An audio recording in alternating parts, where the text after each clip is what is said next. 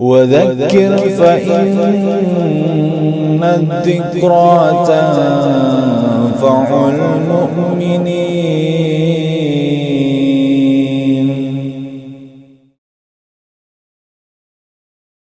بسم الله الرحمن الرحيم.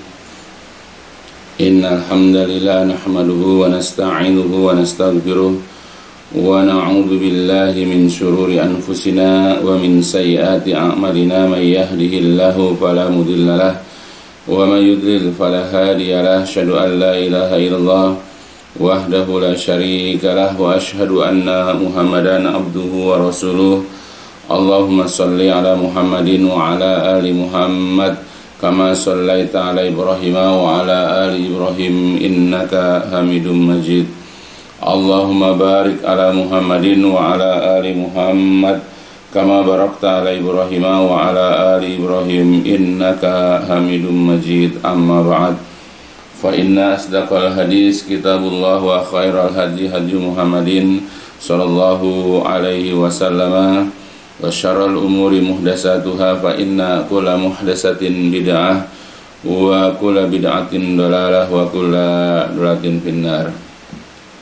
Alhamdulillah, pada kesempatan kali ini kita akan bahas sedikit berkenaan dengan masalah adab atau beberapa hal yang dapat kita lakukan dalam rangka mencontoh Rasulullah Shallallahu Alaihi Wasallam pada saat berlebaran, yaitu Hari Raya Idul Fitri. Sebagai seorang Muslim, kita sangat dianjurkan untuk senantiasa mencontoh, menteladani, mengerjakan apa-apa yang dicontohkan oleh beliau, selama itu bukan kekhususan untuk beliau. Sebagaimana di dalam sebuah ayat Allah Jalla wa'ala pernah berfirman, A'udzubillahi minasyaitonirrajim, laqad kana lakum fi rasulillahi uswatun hasanah. Al-ayah. Sungguh-sungguh telah ada untuk kalian di dalam diri Rasulullah itu ada uswah, ada teladan, ada panutan yang hasanah, yang baik. Jadi untuk orang-orang yang beriman, untuk orang-orang yang banyak mengingat Allah, untuk orang-orang yang mengharapkan yaitu kebaikan pada hari akhirat nanti, maka dia akan senantiasa mencontoh, menteladani Rasulullah Sallallahu Alaihi Wasallam dengan sekuat tenaga, dengan semampunya. Nah, berkenaan dengan hari raya ini, maka hendaklah kita juga mencontoh dan bahkan mengamalkan sebahagian yang memang apa yang diperintahkan oleh Rasulullah Shallallahu Alaihi Wasallam.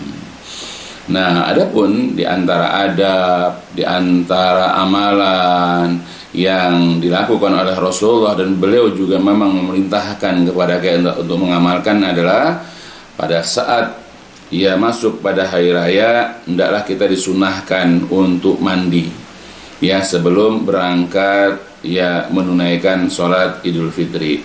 Dan mandi ketika itu hukumnya disunahkan atau dianjurkan, sebagaimana di dalam sebuah riwayat dari Ibnu Umar radhiyallahu anhuma anna Abdullah bin Umar kana yaghtasilu yaumal fitri qabla ayyadua ilal musalla. Dari Nafi, dia seorang tabi'in, berkata bahwa Abdullah bin Umar radhiyallahu anhuma biasa mandi dengan mandi jenabat, maksudnya di hari Idul Fitri sebelum ia berangkat pagi-pagi ke tanah lapang, yaitu untuk melakukan sholat Id. Hadis dalam riwayat Imam Malik dalam kitab Al-Muwatta. Begitu juga dari Ali bin Abi Thalib radhiyallahu an, ada seseorang pernah bertanya kepada Ali mengenai mandi. Lalu Ali menjawab, mandilah setiap hari jika kamu ingin, jika kamu mau. Orang itu berkata, bukan, maksudku manakah mandi yang dianjurkan, manakah mandi yang disunahkan. Kemudian Ali menjawab, kalau itu maksudnya adalah mandi pada hari Jumat, bahkan ini hukumnya wajib untuk Jumat, kemudian hari Arafah, kemudian hari raya Idul Adha dan hari raya Idul Fitri. sebagaimana dalam hadis riwayat Imam Al-Baihaqi. Nah, jadi dua orang sahabat, Ibnu Umar radhiyallahu anhuma dan juga Ali bin Abi Thalib, yang menganjurkan, mensunahkan untuk mandi sebelum berangkat sholat Id. Adapun Imam Nawawi rahimahullah menyatakan bahwa para ulama sepakat akan disunahkannya mandi untuk sholat Id. Ya, jadi dikatakan dianjurkan karena saat itu, yaitu sholat Id itu adalah waktu berkumpulnya orang banyak, sama halnya dengan sholat Jumat. Hanya saja sholat Jumat telah dijelaskan oleh sebagian ulama diwajibkan untuk mandi. Adapun sholat Id itu hanya sekedar mustahabah atau dianjurkan. Nah, itulah ada pertama yang dianjurkan ketika kita hendak berangkat sholat Id. Yang kedua adalah berhias diri dan memakai pakaian yang terbaik. Ada riwayat yang disebutkan dalam kitab Bulughul Maram, diriwayatkan oleh Imam Bukhari bahwa Nabi SAW memiliki baju khusus di hari Jumat dan di saat beliau menyambut tamu. Ada dalam hadis riwayat Abu Bukhari dalam kitab Al-Adab Al-Mufrad. Ada juga riwayat dari Abdullah bin Umar radhiyallahu anhuma, ia berkata bahwa Umar pernah mengambil jubah berbahan sutra yang dibeli di pasar. Ketika Umar mengambilnya, Rasulullah SAW datang. Ibnu Umar lantas berkata, "Wahai Rasulullah, belilah pakaian seperti ini, lantas kenakan agar engkau bisa berpenampilan bagus saat Id dan menyambut tamu." Rasulullah SAW berkata, "Innama hadhihi libas man la khalaqa lahu." Hanyalah pakaian seperti ini yang terbuat dari sutra ini membuat seseorang tidak akan mendapatkan bahagian di akhirat nanti. Nabi SAW tidak mempermasalahkan berpenampilan bagus di hari Idul Fitri. Yang jelas masalah dalam cerita hadis di atas adalah jenis pakaian yang Umar beli yang terbuat dari sutra. Jadi Nabi tidak persoalkan Umar menganjurkan untuk Nabi itu memakai pakaian bagus, tidak. Yang dipersoalkan atau yang diingat karena pakaian yang mau dibeli itu adalah terbuat dari sutra. Ada juga dalam riwayat yang lain dari Jabir bin Abdullah radhiyallahu an, kana lin Nabi sallallahu alaihi wasallam jubbah yalbasuha lil aidin wa yaumal jumu'ah. Nabi SAW itu memiliki jubah khusus yang beliau gunakan untuk Idul Fitri dan juga Idul Adha, juga untuk digunakan pada hari Jumat, sebagaimana dalam riwayat Ibnu Huzaimah. Diriwayatkan juga oleh Imam Al-Baihaqi dengan sanad yang sahih bahwa Ibnu Umar radhiyallahu anhuma biasa memakai pakaian terbaik di hari Id, di hari raya Idul Adha atau Idul Fitri. Nah, aturan berpenampilan menawan di hari Id berlaku bagi pria, sedangkan bagi wanita lebih aman baginya untuk tidak menampakkan kecantikan di hadapan laki-laki, dan kecantikan wanita hanya spesial untuk suami. Nah, itu jadi khusus memakai pakaian bagus, berpenampilan bagus itu untuk laki-laki. Adapun kalau perempuan karena bisa menimbulkan fitnah maka tidak dianjurkan. Begitupun berpakaian bagus itu bukan berarti pakaian baru.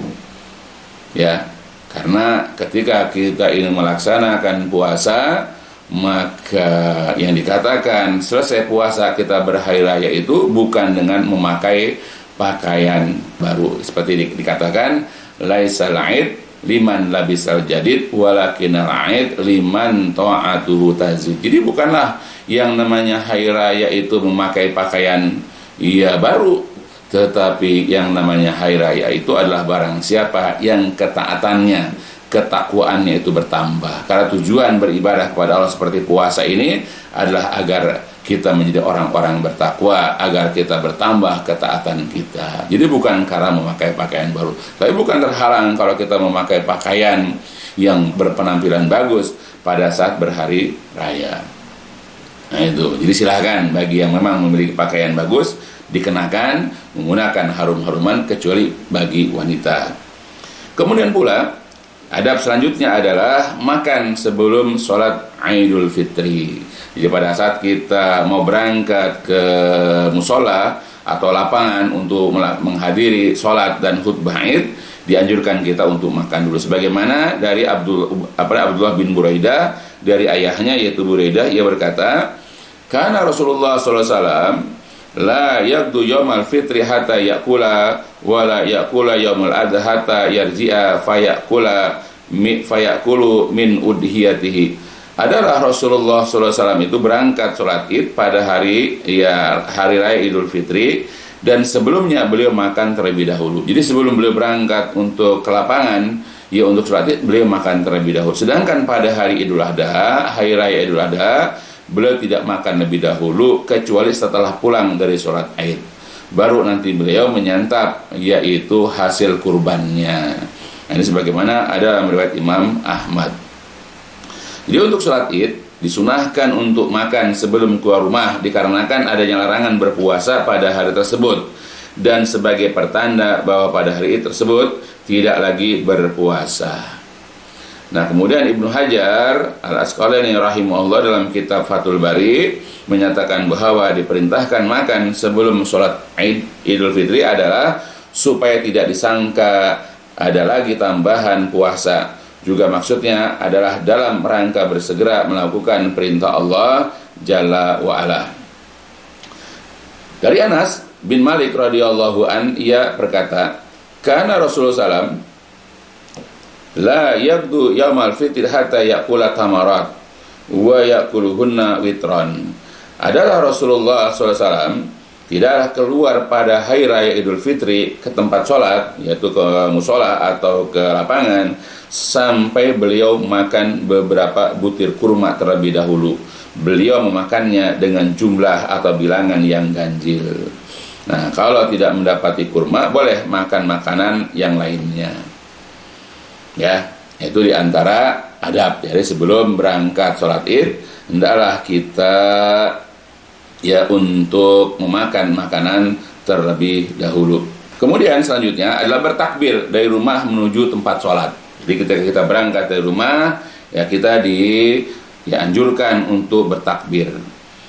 Ketika puasa Ramadan telah sempurna, kita diperintahkan untuk mensyukuri dengan memperbanyak takbir. Sebagaimana Allah Jalla wa'ala berfirman, a'udzubillahi minasyaitonirrajim, walitukmilul iddata walitukabirullaha ala ma hadakum wa la'allakum tashkurun.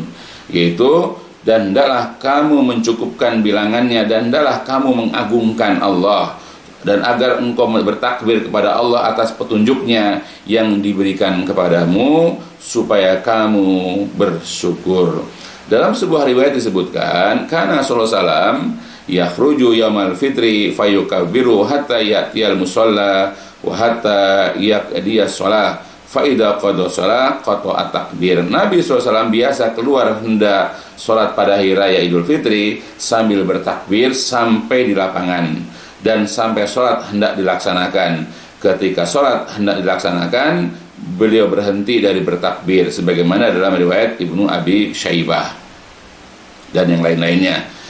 Ibnu Syihab Az-Zuhri menyatakan bahwa kaum muslimin ketika keluar dari rumah mereka sambil bertakbir hingga imam hadir, yaitu untuk memimpin sholat Id.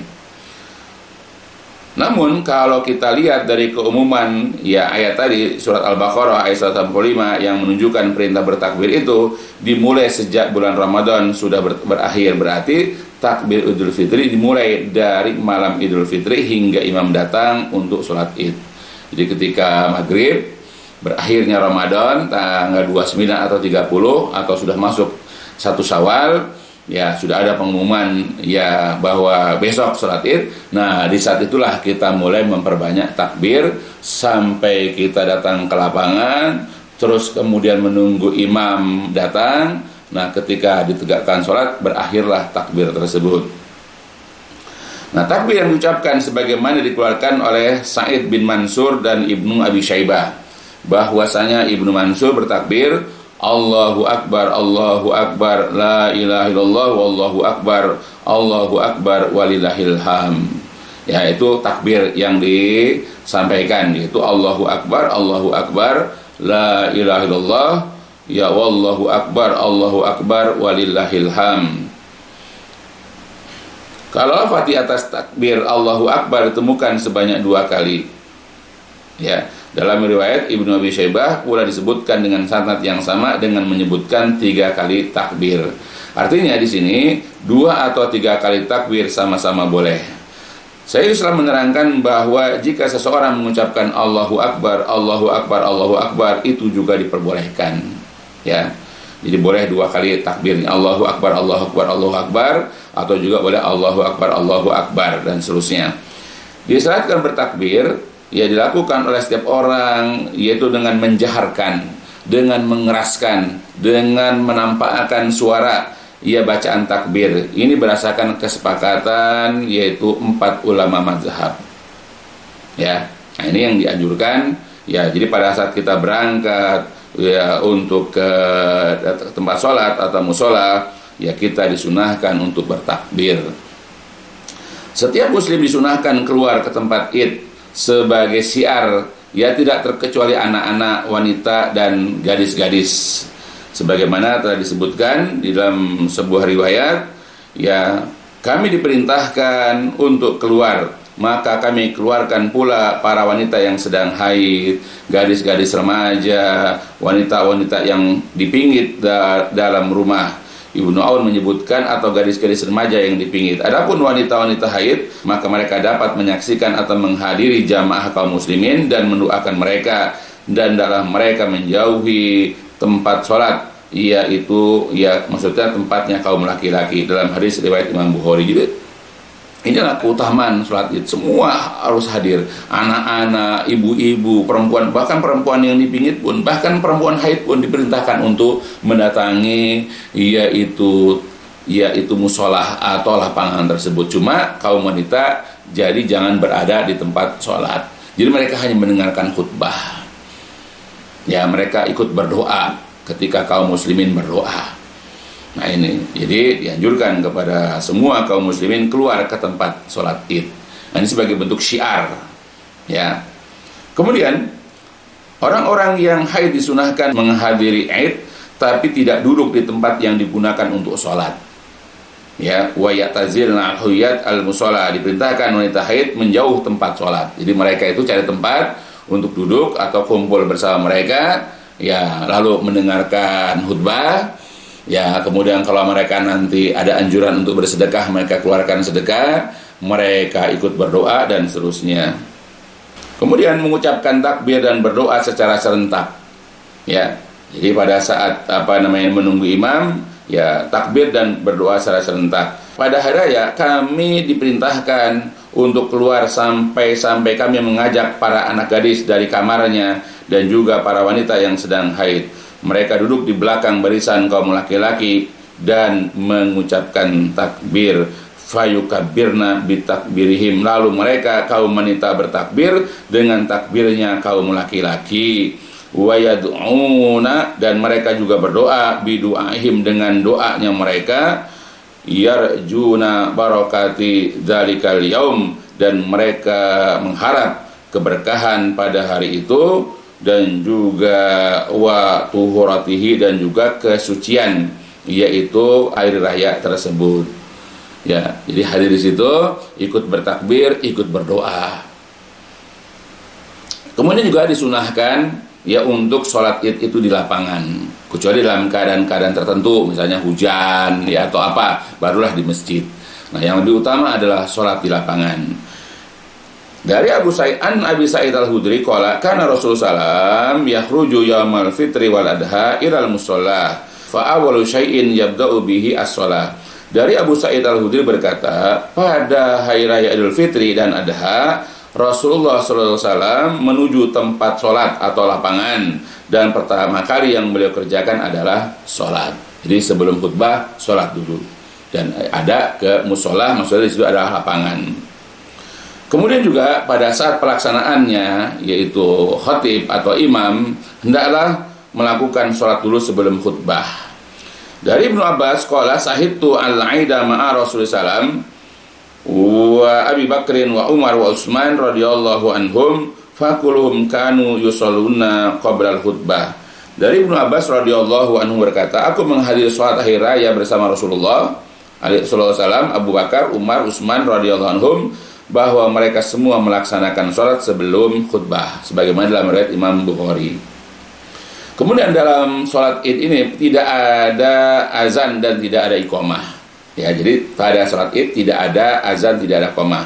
Sebagaimana disebutkan dari Ibnu Abbas, dari Jabir bin Abdullah, qala lam yakun yu'azzanu yaumal fitri wala yaumul adha. Ya, jadi dari Ibnu Abbas dan dari Jabir, keduanya berkata, dalam sholat Idul Fitri dan Idul Adha tidak ada azan, sebagaimana dalam riwayat Imam Bukhari. Kemudian tidak ada sholat sunnah sebelum maupun sesudah sholat id. Jadi kalau kita datang ke lapangan langsung duduk, langsung bertakbir kita. Ya, sambil takbir kita duduk, ya, tidak ada sholat dulu, ya. Sebagaimana dari Ibnu Abbas, anna Nabi SAW shalla yaumal fitri rakaatain lam yusalli qablaha wala ba'daha summa atan nisa wa ma'hu Bilal fa amarahunna bis shadaqah faja'alna yulkina tulkil mar'ah khurasaha wa sikhabaha. Dari Ibnu Abbas bahwa Rasulullah SAW melaksanakan sholat hari raya Idul Fitri 2 rakaat dan tidak sholat sebelum dan sesudahnya. Jadi tidak ada sholat sunnah sebelum dan sesudah sholat id. Kemudian beliau mendatangi para wanita dan memerintahkan mereka untuk bersedekah. Maka para wanita memberikan sedekah hingga ada seorang wanita yang memberikan anting dan kalungnya. Kemudian juga ya berjamaah. Ya, jadi sholat berjamaah dan bersab-sab sebagaimana kaifiat dalam sholat berjamaah, sholat wajib. Ya, katakan, ya sedangkan mereka dalam keadaan duduk di barisan mereka setelah sholat id. Hadis dalam riwayat Imam Bukhari wan Nas, julusun ala suhufihim. Jadi mereka atau orang-orang itu mereka duduk dalam keadaan berbaris, ya pada barisan mereka setelah sholat id. Ya, karena dia sholatnya berjamaah. Kemudian imam berkhutbah setelah sholat dengan tema nasihat. Ya, setelah sholat, lalu kemudian imam atau khatib itu melaksanakan khutbah dengan tema nasihat, wasiat dan memerintahkan untuk bersedekah. Dikatakan fa awwalu syai'in yabda'u bihi shalah summa yansarifu fayaqumu muqabilan nas wan nas julusun ala sufufihim faya'izuhum wa yusihim wa ya'muruhum. Kemudian beliau berdiri menghadap orang banyak sedangkan mereka dalam keadaan duduk di barisan mereka. Beliau kemudian memberikan ya'izuhum, memberikan nasihat, pengajaran, wa yusihim dan kemudian memberikan wasiat, kemudian wa ya'muruhum dan menyuruh mereka. Nah, kemudian dianjurkan juga pada sholat id itu setelah mendengarkan khutbah untuk bersedekah pada hari raya sebagaimana yang dilakukan oleh Rasulullah. Kemudian Nabi datang summa atan nisa fawazahunna wa zakkarahunna wa amarahunna bis shadaqah. Lalu kemudian Nabi pada saat berkhutbah beliau mendatangi para wanita dan memberi pelajaran kepada mereka dan mengingatkan mereka serta memerintahkan mereka untuk bersedekah sebagaimana dalam riwayat Imam Bukhari. Nah, kemudian ketika kita selesai dari sholat, ya, maka hendaklah pada saat kita pulang hendaklah mencari jalan yang berbeda. Ya, jadi kalau berangkat di sebelah kanan, pulangnya ya ke sebelah kiri misalnya. Jadi kalau sampai ke sini, pulangnya lewat ya berbeda jalan lah. Sebagaimana dalam sebuah riwayat Imam Bukhari, ya, kana Nabi SAW idza kana yaumul id khalafat thariq.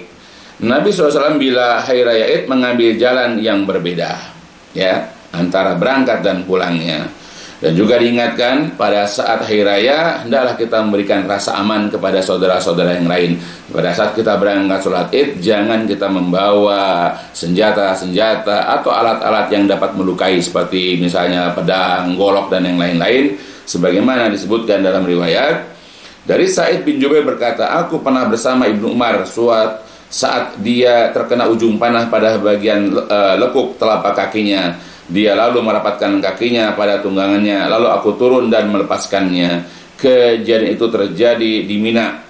Kemudian peristiwa itu didengar oleh Al-Hajjaj, maka dia pun menyenguknya. Saya berkata, seandainya kami ketahui siapa yang membuatmu terkena musibah ini, maka Ibnu Umar menyahut, engkaulah yang membuat aku terkena musibah. Al-Hajjaj berkata, bagaimana bisa?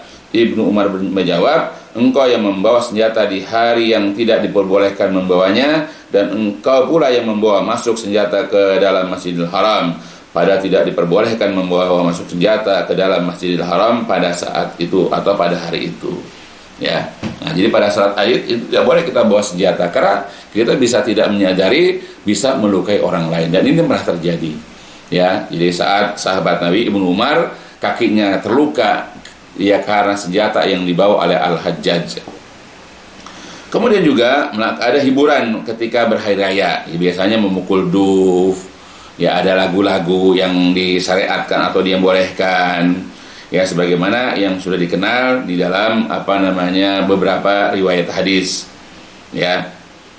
Ya, Rasulullah membolehkan ya untuk ada hiburan ya atau ada kebahagiaan, karena memang pada hari raya itu kita harus menampakkan kegembiraan, kita harus menampakkan kesenangan kita pada berhari raya. Apalagi tanggal 1 Syawal kita tidak boleh berpuasa karena hari tasyrik. Hendaklah kita makan-makan, kita minum-minum ya sebagaimana pada hari-hari kita tidak berpuasa. Ya, dan kita harus menampakkan kebahagiaan karena berhari raya. Makanya pada saat itu diperbolehkan, sebagaimana dalam sebuah riwayat dari Aisyah, Rasulullah SAW masuk menemuiku saat ketika di sisiku ada 2 orang budak wanita yang sedang bersenandung dengan lagu-lagu tentang perang Buas. Maka beliau berbaring di atas tikar lalu memalingkan wajahnya. Kemudian masuklah Abu Bakar mencelaku, yaitu mencela anaknya yaitu Aisyah. Ia mengatakan, seruling-seruling setan kalian perdengarkan di hadapan Rasulullah SAW. Rasul bersabda, lantas memandang kepada Abu Bakar, saya berkata, biarkanlah keduanya. Setelah beliau tidak menghiraukan lagi, aku memberi isyarat kepada kedua sahaya tersebut agar lekas pergi. Lalu keduanya pun pergi. Saat hari raya Id biasanya ada 2 budak Sudan yang memperlihatkan kebolehannya mempermainkan tombak dan perisai. Maka ada kalanya aku sendiri yang meminta kepada Nabi ya SAW, atau beliau yang menawarkan kepadaku, ya apakah kamu mau melihatnya? Maka aku jawab iya mau. Maka beliau menempatkan aku berada di belakangnya, sementara pipiku bertemu dengan pipinya, sambil berkata, teruskanlah wahai Bani Arfadah. Demikian seterusnya sampai aku merasa bosan. Lalu Nabi berkata, apakah kamu merasa sudah cukup? Aku menjawab ya sudah. Lalu kemudian beliau berkata, kalau begitu pergilah. Nah, itu diantara bentuk kebahagiaan pada hari raya. Jadi diperbolehkan untuk memukul duf, lalu ada tarian-tarian perang ya untuk menghibur dan seterusnya. Wallahu a'lam. Nah itu, jadi kita hendaklah bergembira. Dan juga diperbolehkan kita untuk saling mengucapkan tahniah. Ya, ucapan-ucapan kebaikan. Nah, termasuk sunnah yang baik yang bisa dilakukan di hari Idul Fitri adalah saling mengucapkan selamat. Selamat di sini baiknya adalah bentuk doa, seperti misalnya yang banyak dilakukan ucapan taqabbalallahu minna wa minkum. Semoga Allah menerima amalan kami dan juga kalian. Jadi ucapan seperti ini sudah dikenal di masa salaf terdahulu. Sebagaimana dalam riwayat yaitu An Jubair bin Nufair, ia berkata, kana ashabu Rasulillah SAW idza taqaw yaumal Aid yaqulu ba'duhum li ba'din taqabbalallahu minna wa min. Ya, jadi dari Jubair bin Nufair ia berkata bahwa jika para sahabat Rasulullah SAW saling berjumpa pada hari raya, ya apakah Idul Fitri atau Idul Adha, satu sama lain saling mengucapkan taqabbalallahu minna wa minkum. Ya, dan Al-Hafidz Ibnu Hajar Al-Asqalani rahimahullah mengatakan bahwa sanad hadis ini adalah hasan. Begitupun Imam Ahmad rahimahullah berkata, wala ba'sa ayyakula rajul yaumal Aid taqabbalallahu minna wa minka. Tidak mengapa, artinya boleh-boleh saja satu sama lain di hari raya Id mengucapkan taqabbalallahu minna wa minka. Nah, itu. Jadi itu diantara yang dicontohkan ya oleh para sahabat dahulu. Ya, tapi untuk diingat bahwa ucapan taqabbalallahu minna wa minka itu atau taqabbalallahu minna wa minkum itu ya bukan aturan ketat. Ya, karena ini tidak dicontohkan oleh Rasulullah tapi dilakukan oleh para sahabat. Ya, jadi hanya untuk sekedar memberikan tahniah atau ungkapan selamat, maka boleh. Ya, tergantung dari adat, tergantung dari kebiasaan, ya tempat. Jadi boleh juga kita mengucapkan dengan ucapan-ucapan yang lain, seperti kita suka mengatakan misalnya Aidun Mubarak, ya semoga menjadi Id yang diberkahi atau yang penuh berkah. Atau juga kalau orang Indonesia suka minal aidin wal faizin, yaitu semoga kita kembali kepada ketakwaan, ya, dan juga memperoleh kemenangan, memperoleh kesuksesan, ya, bukan kembali kepada fitri, tapi kita kembali kepada ketaatan, karena tujuan berpuasa adalah la'allakum tattaqun, supaya menjadi orang-orang bertakwa. Makanya kalimat minal aidin, ya, itu supaya kita kembali, mudah-mudahan kita kembali kepada ketakwaan ataupun kepada ketaatan, wal faizin, dan menjadi orang-orang yang sukses atau memperoleh kemenangan.